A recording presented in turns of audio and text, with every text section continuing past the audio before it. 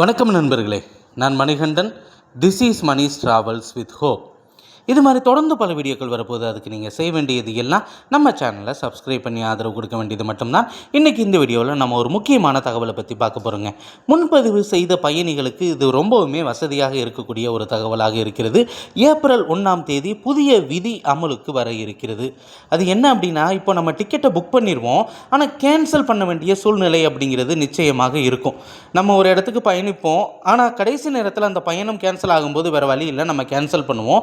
எத்தனை மணி நேரத்துக்கு முன்னாடி நம்ம கேன்சல் பண்ணால் என்ன அமௌண்ட் கிடைக்கும் அப்படிங்கிற டீட்டெயில் நமக்கு தெரியணும் இல்லையா? அப்படி ஏப்ரல் 1ஆம் தேதியிலிருந்து ஒரு புதிய விதி அமலுக்கு வருகிறது.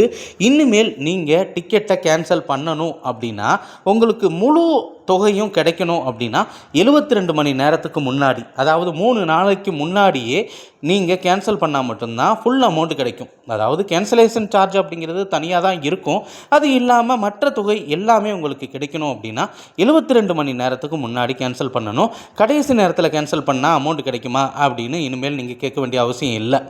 அதே மாதிரி 72 மணி நேரத்தில் இருந்து 24 மணி நேரம் வரைக்கும் இருக்கக்கூடிய காலகட்டத்தில் நீங்கள் டிக்கெட்டை கேன்சல் பண்ணீங்க அப்படின்னா உங்களுக்கு 100 ரூபாய் டிக்கெட் அப்படின்னா 25 ரூபா கழிச்சிருவாங்க. 25% கழிச்சிட்டு 75 ரூபா மட்டும்தான் உங்களுக்கு ரீஃபண்ட் ஆகும் அப்படிங்கிறதையும் நீங்கள் மனசில் வச்சுக்கணும்.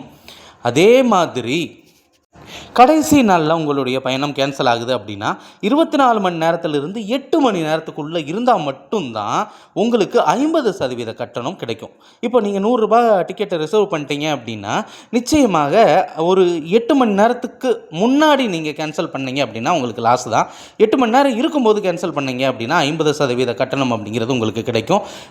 சார்ட் ப்ரிப்பேர் ஆன அந்த 8 மணி நேரத்துக்கு அப்புறம், அதாவது 8 மணி நேரத்தில் இருந்து நீங்கள் 1 மணி நேரம் 2 மணி நேரம் இல்லை 0 ஹவர்ஸ் எதுவாக இருந்தாலும் உங்களுக்கு காசு கிடைக்காது. இது ஏப்ரல் 1 புதிய விதி. அதே மாதிரி நீங்கள் கோயம்புத்தூரில் டிக்கெட்டை புக் பண்ணுறீங்க, அங்கே தான் ஏற போகிறீங்க அப்படின்னா நிச்சயமாக அதற்கும் ஒரு வாய்ப்பு இருக்கிறது. நீங்கள் திருப்பூரில் ஏறணுன்னாலும் ஏறிக்கலாம். 30 நிமிஷத்துக்கு முன்னாடி நீங்கள் அதை அலோவ் பண்ணிங்கன்னா திருப்பூரில் இருக்கலாம். நன்றி.